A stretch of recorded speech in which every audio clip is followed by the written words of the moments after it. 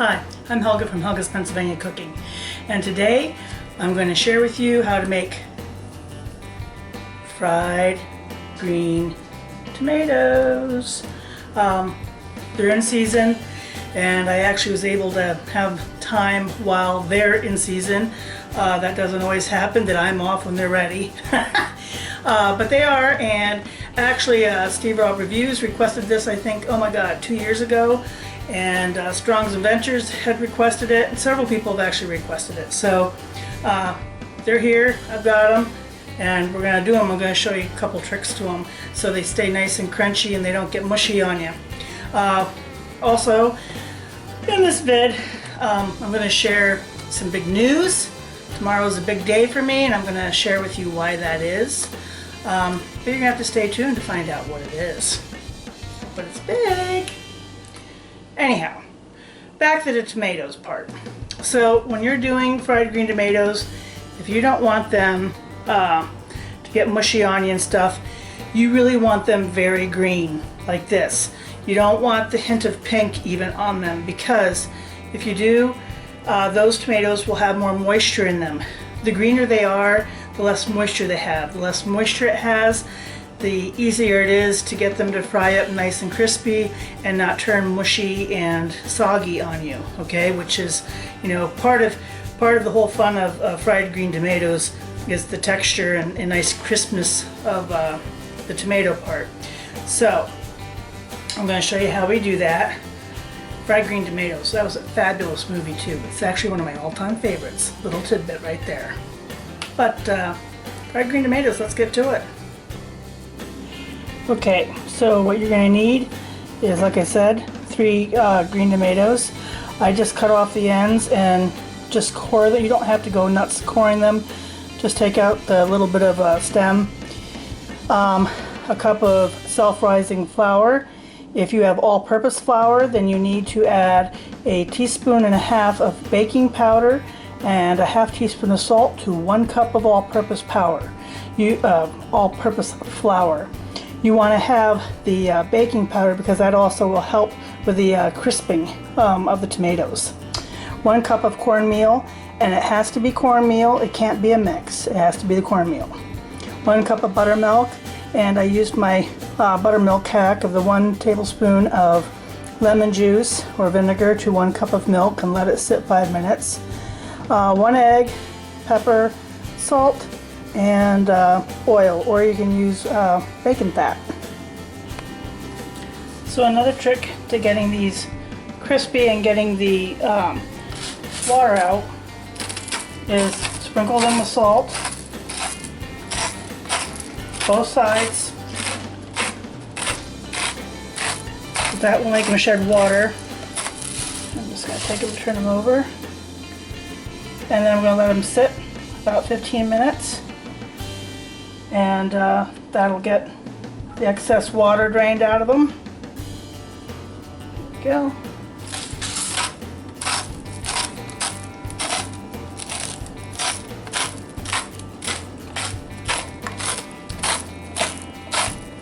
And like I said, I'll let them sit like that for 15 minutes, and we'll come back and get them ready for frying. Okay, so it's been about 15 minutes. And now you can use a wire rack underneath and lay them that way. I use a tea towel with paper towels over it. That absorbs all the moisture. You don't get lint from the towel. And that way you don't waste a lot of paper towels though either. But you want to then take them and get all the salt off. See, these ones aren't quite as ideal because they had a little bit of turning there that was hard to see. This is more what you want to see, nice and green. And naturally, I didn't say it in the beginning, but you know, if you're doing this, you want to make sure you wash off your tomatoes good. Take out any spots. These were actually pretty nice. And you want to try and cut them uniform so that they'll fry up evenly in the pan. So I'm going to put these on a plate and get our dipping mixtures ready. Okay, so now for the next step. We're going to put our self-rising flour in here. I'm just going to give that a little whisk around. And put our cornmeal in here. And I'm going to put our egg here in the middle. And I'm going to give that just a light whisk. And then I am going to add our cup of buttermilk. Now you don't have to use buttermilk. You use buttermilk in this because it's thicker and it will adhere better. But if you don't have buttermilk, then use regular milk, but only use like half a cup of milk instead of 1 cup, and use 2 eggs instead of 1. So you still get that thickness that you want for dipping. So I'm going to grab a slice here and make sure it's blotted good, and I'm going to put a little bit of salt on each side and a little bit of pepper, and this, you know, depends on you and what you like. We like pepper. You can certainly add more or less, but then I'm going to put it in our flour. Shake it off, and I'm going to put it in our buttermilk and egg, let it drip off, and then I'm going to put it in our cornmeal,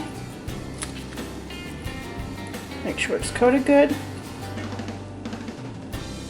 and I'm going to put it over here, and I'm going to do the rest of these the same way and fill up the plate and let them rest like this for another 10 minutes. Another one here, and a little salt. And you can use a salt substitute if you want. You know, this is not for getting water out. This is just for the you know, seasoning. And I know that other people will jack it up with different things, and you can certainly do that and make it your own. But this is just the plain old fashioned good fried green tomato recipe.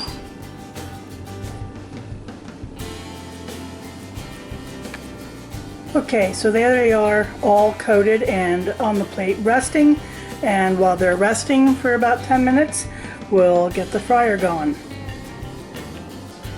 Now I'm just going to preheat my cast iron skillet, and we want to have about 1/4 inch of oil in. That, and let that heat up. Okay, so I think our oil is hot enough. Make sure it's good and hot, and I have it on medium heat. Don't put too many in at one time because we don't want to drop the oil temperature too much. It'll still happen some, but if we're careful, it won't be too bad. And on these, when we let them rest, the ones that you can see here that look more moist, they've rested like more completely all the way through, and we're going to put them in first, as they should crisp up nice.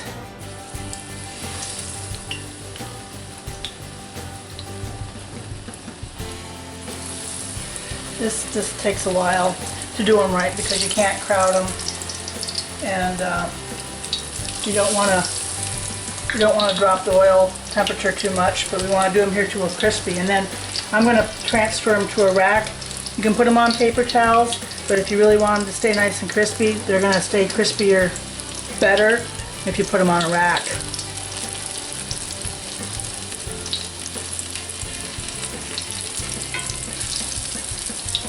And that one's a little bit thinner, so it's getting done more quickly.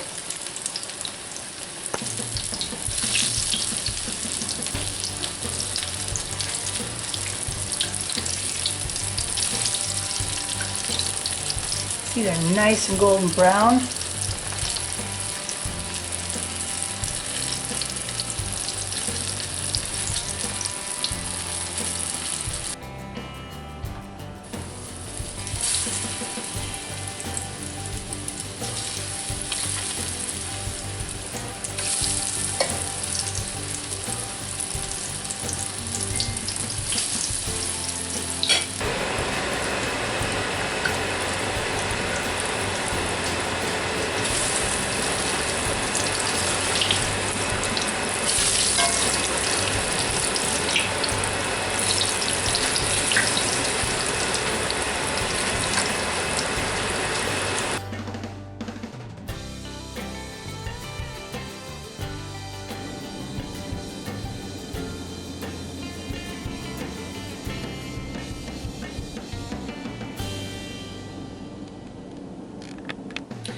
So you know what time it is. Taste test time. Take a look at those beauties.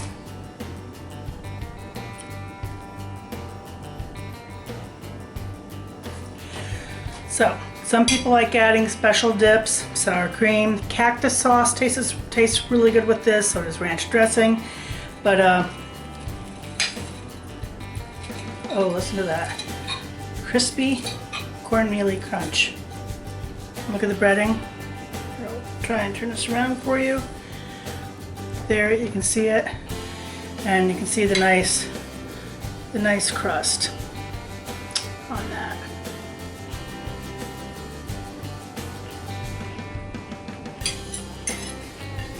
Oh man, they're good.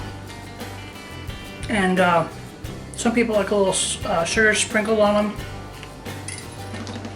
I don't, not with the cornmeal. They're really good this way. Like I said, look here again. Oh, isn't that beautiful? Oh, they're really good.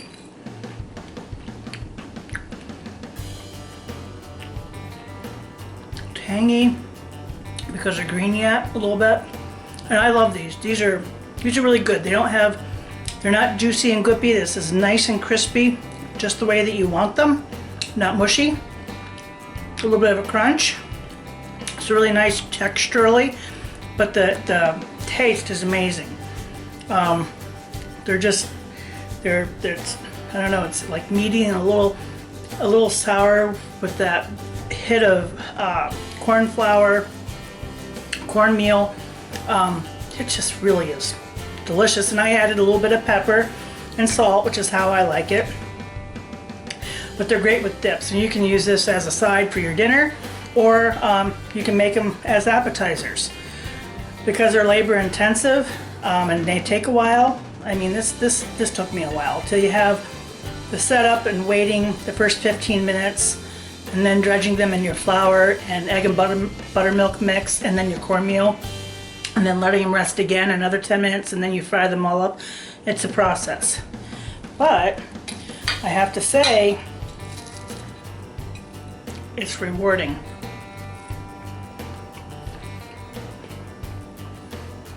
Simple yet totally delicious. These are fabulous.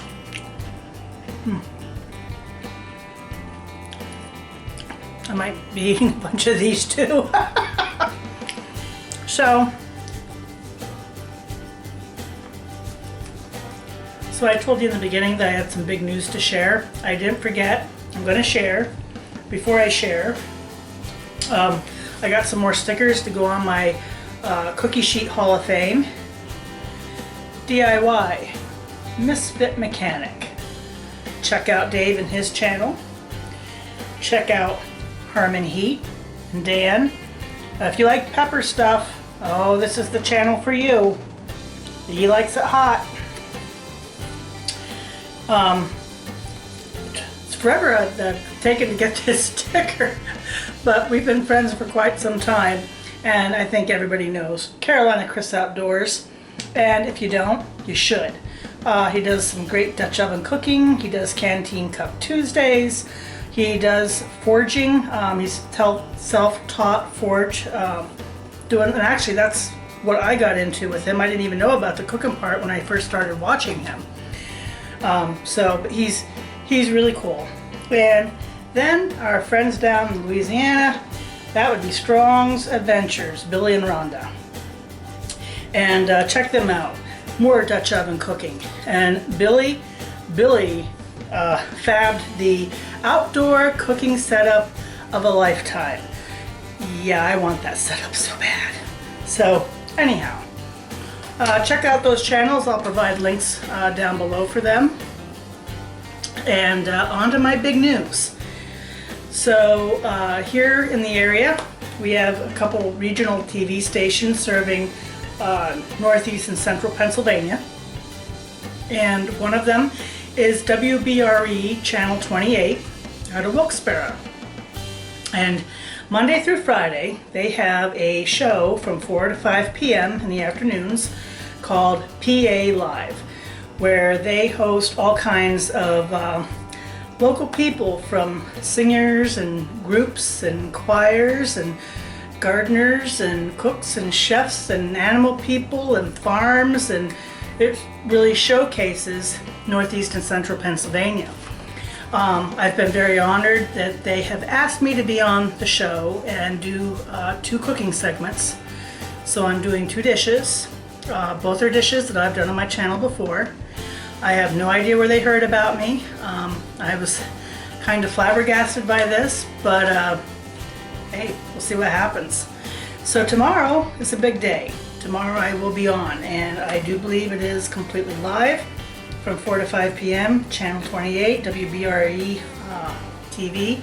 Check them out on Facebook. PA Live has their own Facebook page. And you know, if you're my subs and you follow me and stuff and support me, say a kind word for me and and say a prayer for me as well, because you know, it's one thing doing this in front of the camera for you guys, it's another to be in a live situation, because then, not that with cooking there's really any do-overs, but there's no edits either. So say a little prayer for me that it all goes well, and that I make my fellow Pennsylvanians proud, and that I do well for you guys. I'm going to do my cheesy stuffed mushrooms because, of course, mushrooms are one of the leading agricultural products from here in Pennsylvania. Pennsylvania is one of 2 states that produces the most mushrooms for the whole country, and they're locally sourced. And then the other one, and it was one that I knew I could do in the amount of time.